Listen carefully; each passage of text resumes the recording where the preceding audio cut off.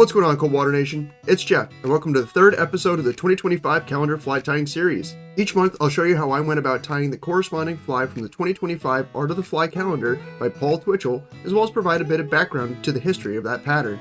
Today, I'll show you how I tied a Borchers Drake for the month of March. Originally designed by Ernie Borcher in the 1940s, this little pattern was designed to look like the darker spring mayflies that hatch about this time of the year in Michigan rivers. Without further ado, let's head over to the bench and get started on tying a Borchers Drake. Yeah.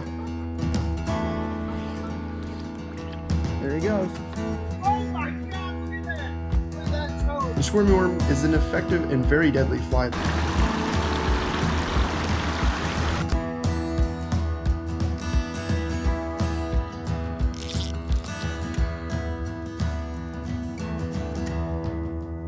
What's up, guys? My name's Brian, And I'm Geoff. and you're watching Coldwater. Let's rip some lips.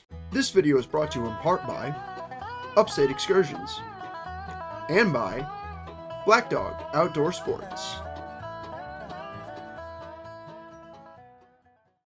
First, I'll take a size 14 nib streamer hook and get that settled into my vise. Then I will start my wraps of light brown 8/0 thread about a third of the way down the shank from the hook of the eye before grabbing my scissors and snipping off the tag end of my thread. Afterwards, I will continue to take wraps of thread down the shank of the hook until the thread is positioned just above the hook point. Then I will grab a length of copper ultra wire and tie that in with a pinch wrap before taking wraps over the copper wire down the shank of the fly before taking wraps to leave my thread halfway down the shank. Next, I will grab a bit of moose mane and strip away 3 fibers before aligning the tips of those fibers.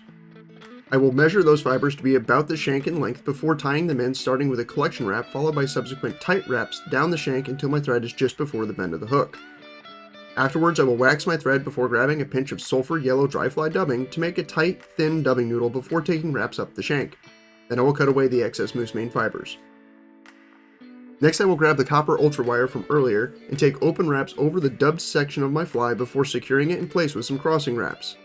Then I will helicopter off the excess copper wire before taking a few additional wraps of my 8/0 brown thread to create an even taper to the shank of the fly. Then I'll grab 2 size 14 whiting hackle feathers in brown and grizzly colors measured on a hackle gauge, strip about an 1/8 inch of fibers from the end of both feathers, and secure each feather separately to the fly before leaving my thread just behind the eye of the hook.